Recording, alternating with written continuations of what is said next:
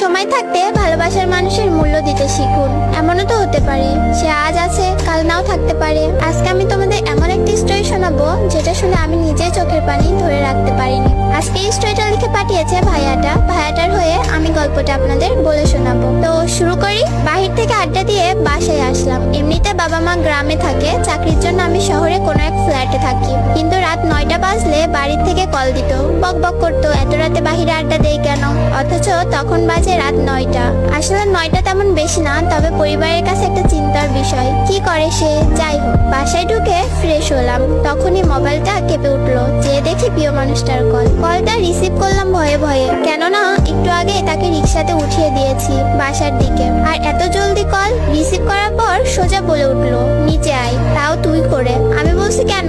তার একটাই কথা, তুই নিচে নামবি নাকি আমি তোর বাসায় আসবো। বাসায় বারান্দায় গিয়ে দেখি রিক্সা নিয়ে বসা সে। তার বায়না তাকে বাসায় দিয়ে আসতে হবে। বললাম তুমি আগে কেন বলনি? তার এক কথা, নিচে নামবি না বাসায় ঢুকবো। বাসা থেকে বের হওয়াটা সহজ নয়, কেননা বাড়িওয়ালা করার নির্দেশ রাত 11টার পর বাহিরে থাকতে পারবো না, আর থাকলেও গেট লক হয়ে যাবে, ঢুকতে পারবো না। যাই হোক, রাত বাজে 9টা, হাতে এখনো আরো 2 ঘন্টা সময়। বের হয়ে রিক্সায় উঠে তাকে তার বাসায় নামিয়ে দেয়, আর সে ততক্ষণ আমার কাঁধে মাথা রেখে তার স্বপ্নের কথা বলে যাচ্ছে। দেখতে দেখতে তার বাসার সামনে চলে আসলাম। পরের দিন কল, আজকে কি ঘুরতে বের হবা? আমি বললাম আজ অফিস আছে, তারপরের দিন যাব। সে বলল আচ্ছা ঠিক আছে। অফিস থেকে বাসায় ফিরলাম রাত 9টা বাজে। সারাদিন প্রিয় মানুষটার সাথে কথা বলতে পারিনি। ওর কথা ভাবতেই ওর ফোন আসলো। ফোন রিসিভ করলাম আর সে বলল, বাবু নিচে আসো, একটা সারপ্রাইজ আছে। আমি নিচে গিয়ে দেখি প্রিয় মানুষটা দাঁড়িয়ে আছে। উকি মেরে দেখছিলাম ওর হাতে কিছু আছে কিনা, কিন্তু কই, কিছুই তো দেখলাম না। ভাবলাম পাগলিটা চুমু খাবার জন্য এসেছে, তাই ওকে চুমু খাবার জন্য ওর দিকে এগিয়ে যাচ্ছিলাম, কিন্তু আমাকে ধাক্কা দিয়ে পিছিয়ে গেল আর বলল এখন চুমু খেতে হবে না, রাতে অনেক খেতে পারবা। আমি বললাম রাতে অনেক খেতে পারবো মানে? সে বলল বান্ধবীর বাসায় থাকার কথা বলে এসেছে, আজ তোমার সাথে থাকবো। আজ তোমার সাথে থাকবো, তোমার বুকে মাথা রেখে ঘুমাবো। আমি একটু রেগে বললাম, উফ, কেউ দেখে ফেলার আগে যাও তো। সে জেদ করতে লাগলো, আমি যাব না, সারা রাত এখানেই দাঁড়িয়ে থাকবো। আমি বললাম তোমার যা ইচ্ছা তুমি তাই করো। আমি আমার রুমে চলে আসলাম। কিছুক্ষণ পর জানালার ফাঁক দিয়ে তাকিয়ে দেখলাম সে এখনো দাঁড়িয়ে আছে, মুখ গোমড়া করে, আর কিছু বাজে ছেলেরা ওর দিকে এগিয়ে আসছিল। আমি নিচে গিয়ে ওর হাত ধরে টেনে নিজের রুমে নিয়ে আসলাম। এখন কি করি? বাড়িওয়ালা যদি জানতে পারে আমাকে সোজা বের করে দিবে, তাই ওকে লুকিয়ে রাখলাম। দুজন একসাথে ডিনার করে শুয়ে পড়লাম। পরের দিন ঘুম থেকে উঠে দেখি পাগলিটা আমার বুকে মাথা রেখে ঘুমিয়ে আছে। অনেক মিষ্টি দেখতে আর মায়াবী মুখ, কি আরামেই না ঘুমিয়ে আছে। না জানি কি স্বপ্ন দেখছে। আমি আলতো করে ওর চোখে মুখে আমার হাত বুলিয়ে দিচ্ছিলাম, আর সে আমার হাত ধরে ওর গালের সাথে চেপে ধরে রাখলো, যেন এটা ওর নিজের হাত। আমি হাত সরিয়ে নিতে চাইলাম, কিন্তু সে আরো শক্ত করে ধরে আছে, ছাড়ছেই না। এবার জোর করে হাতটা সরিয়ে নিলাম। তার ঘুম ভেঙে গেল। তাকে বললাম জলদি বাসা থেকে যেতে হবে, তোমাকে কেউ দেখে ফেলতে পারে। সে বলল আজ তো তোমার অফিস বন্ধ, তাই আজ সারাদিন তোমার সাথে কাটাবো, সারাদিন ঘুরবো, সন্ধ্যায় তুমি আমাকে বাসায় দিয়ে আসবা। আমি বললাম আচ্ছা, তুমি এখন বাসায় যাও, আমি একটু পরে গিয়ে তোমাকে নিয়ে আসবো। সে বাসায় চলে গেল। আমার কাছে কোনো টাকা নেই, এখন কি করি? তাকে নিয়ে সারাদিন ঘুরবো, যদি কিছু আবদার করে না দিয়ে তো পারবো না। আমি আমার বন্ধুর কাছ থেকে 1000 টাকা ধার করলাম। ওর বাসার সামনে গিয়ে ওকে ফোন করলাম। আজ একটু অন্যরকম করে সেজেছে সে, এর আগে কখনো এভাবে সাজেনি, তাই কিছুক্ষণ হা করে তাকিয়েছিলাম ওর দিকে। সে বলল কি দেখছো অমন করে?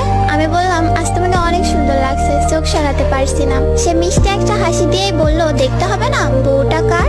আমাকে ছাড়া সে কিছুই বোঝে না। আমি সাথে থাকলে জানো ওর আর কিচ্ছু চাই না। সে আর আমি আজ অনেক জায়গায় ঘুরলাম, আর সে আজ মন খুলে সব বলতে লাগলো আমায়, যেন আজই আমাদের শেষ দেখা। ঘুরতে ঘুরতে বিকেল গড়িয়ে এলো। সে বলল এবার আমাকে পার্কে নিয়ে চলো। বিকেলবেলা ওকে নিয়ে পার্কে গেলাম।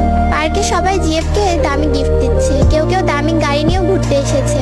এসব দেখে ভাবতে লাগলাম পাগলিটা না জানে আবার কি আবদার করে বসে। কিন্তু সে দামি গিফট চাইলো না, আমাকে বলল 10 টাকার বাদাম কিনে এনে দাও, দুজনে মিলে বাদাম খাবো আর গল্প করবো। সে আমার কাছে তেমন কিছুই আবদার করতো না, শুধু এতটুকুই বলতো আমি তোমার কাছে কিছুই চাই না, আমাকে শুধু একটু ভালোবাসো, তাহলে আমি অনেক খুশি। আমি বাদাম কিনে আনলাম। আমি বাদামের খোসা ছড়িয়ে তার হাতে দিচ্ছিলাম, আর সেও খুশি মনে বাদাম খাচ্ছিল। সে আমাকে বলল আচ্ছা জান, দেখো আমরা কত খুশি এখন, এভাবে যদি সারা জীবন একসাথে থাকতে পারতাম কতই না ভালো হতো বলো। আমি বললাম থাকবো, দেখো একদিন তোমাকে আমার বউ করে আনবো, সারা জীবন একসাথে থাকবো। কথাটা শুনে সে আমাকে শক্ত করে আমার হাতটা ধরলো। আমরা হাঁটতে হাঁটতে পুকুর পাড়ে গেলাম। পুকুর পাড়ে বসে দুজনে গল্প করতে করতে কখন যে সন্ধ্যা গড়িয়ে এলো বুঝতেও পারলাম না। এবার তাকে তো তার বাসায় দিয়ে আসতে হবে, কিন্তু সে যেতে চাচ্ছে না। বলছে আরো কিছুক্ষণ একসাথে গল্প করবে, কিন্তু সন্ধ্যা গড়িয়ে এসেছে, তাই ওর বাসার দিকে রওনা হলাম। সারাটা পথ সে আমার হাত শক্ত করে ধরেছিল।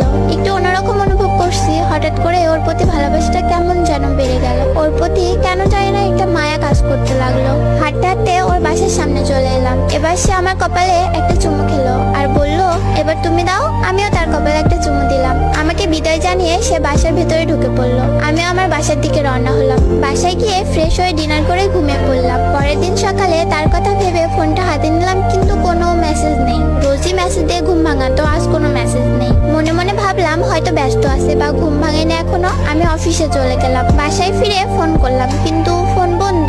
রোজ রাতে সে বাসার সামনে এসে দাঁড়িয়ে থাকতো চুমু খাবার জন্য, কিন্তু আজ কি হলো? মনে হয় একটু ব্যস্ত আছে। আমি আমার মতো খেয়ে ঘুমিয়ে পড়লাম। কিন্তু পরের দিন সকালে ঘুম থেকে উঠে ফোনটা হাতে নিলাম। ভাবলাম সে মেসেজ দিছে, হয়তো গুড মর্নিং জানিয়েছে, কিন্তু মেসেজে গিয়ে কোনো মেসেজ পেলাম না। তখন বুকের ভেতরটা একবার ধুক করে উঠলো। আমি তাকে বারবার ফোন করার পরও ফোন বন্ধ পাচ্ছিলাম। বুঝতে পারলাম কিছু হয়েছে। ছুটে গেলাম ওর বাসার দিকে, কিন্তু গিয়ে দেখি ওর বাসার বাহিরটা তালা দেওয়া। পাশের বাসার আপিকে জিজ্ঞেস করলাম। আপি বলল এই বাসায় কোনো একজন খুব অসুস্থ, তাই তাকে সবাই হসপিটালে নিয়ে গেছে। আমি হসপিটালে গিয়ে দেখি তার বাবা মা ওখানে বসে বসে কাঁদছে। আমি তাদের জিজ্ঞেস করলাম, আঙ্কেল আন্টি কি হয়েছে, কাঁদছেন কেন? ওনারা আমাকে চিনতে পারেনি, তাই কোনো কথা না বলে কান্না করে যাচ্ছে। ডক্টরকে জিজ্ঞেস করলাম, স্যার ওনাদের কি হয়েছে, কাঁদছে কেন? ডক্টর বলল ওনাদের মেয়ের ক্যান্সার ধরা পড়েছে। এই কথা শোনার পর আমার হাহাকারটা আরো বেড়ে গেল। আমি রুমের দরজার কাছ দিয়ে ভেতরে তাকালাম। ভেতরে আমার মানুষটা শুয়ে আছে। তখন খুব ইচ্ছা করছিল ভেতরে গিয়ে তাকে জড়িয়ে ধরতে, তার কপালে একটা চুমু খেতে, কিন্তু বাইরে ওর মা বাবা, তাই পারিনি। আমি আর কোথাও যাইনি তাকে ছেড়ে। যদি ওর কিছু হয়ে যায়, হসপিটালের বাইরেই অপেক্ষা করতে লাগলাম পাগলিটার জন্য। আর প্রার্থনা করতে লাগলাম, আল্লাহ তুমি আমার ভালোবাসার মানুষটাকে আমার কাছে ফিরিয়ে দাও। সারাদিন ওখানেই কেটে গেল। কিছু খাইনি, কিছু খেতে পারছি না, খাবার গিলতেও পারি না। রাত হয়ে গেল। আমি তার রুমের সামনে বসে রইলাম। পরের দিন সকালে কোনো এক কান্নার শব্দে ঘুমটা ভেঙে গেল। চোখ খুলতে দেখি তার বাবা মা অনেক কান্না করছে। ওদের আরো কিছু আত্মীয় স্বজনও ছিল। সবার কান্নাকাটি দেখে অনেক ভয় করছিল আমার। আস্তে আস্তে ওর রুমের দিকে এগিয়ে গেলাম। এবার দরজার ফাঁক দিয়ে ভেতরে তাকালাম। তাকিয়ে দেখি সে আর বেঁচে নেই, না ফেরার দেশে চলে গেছে। আমি কান্না করতে পারছি না, কি করবো বুঝতে পারছি না। বিশ্বাস করতে পারছি না যে প্রিয় মানুষটা আর বেঁচে নেই। তখন মনে হচ্ছিল কেউ আমার বুকের মধ্যে হাতুড়ি পিটাচ্ছে। সকাল 10টা বাজে তার জানাজা হলো। সেদিন আমার সারাটা দিন কিভাবে কেটেছিল মনে নেই। এবার হাঁটতে শুরু করলাম। কোথায় যাচ্ছে নিজেও জানি না। বুকের বাঁ পাশে তীব্র ব্যথা করছে। ভিড়ের মধ্যে নিজেকে খুব একা মনে হচ্ছিল। মনে হচ্ছিল আমার জীবন থেকে অনেক বড় কিছু হারিয়ে ফেলেছি। হাঁটতে হাঁটতে পৌঁছে গেলাম পুকুর পাড়ে, যেখানে বসে রোজ আমি তার সাথে গল্প করতাম। আকাশে তখন মিটি মিটি তারা জ্বলছে। তারার দিকে তাকিয়ে রইলাম। চলে গেলাম কল্পনার রাজ্যে। প্রিয়টার সাথে কাটানোর সময়গুলোর কথা ভাবতে লাগলাম। সেখানে বসে রোজ আমি তার সাথে কত গল্প করতাম। এখন আর কেউ মেসেজ দিয়ে গুড মর্নিং বলে ঘুম ভাঙাবে না। কেউ রোজ রাতে এসে বলবে না জান আমার কপালে একটা চুমু দাও। এখন কেউ আর আমার বুকে মাথা রেখে ঘুমাবে না।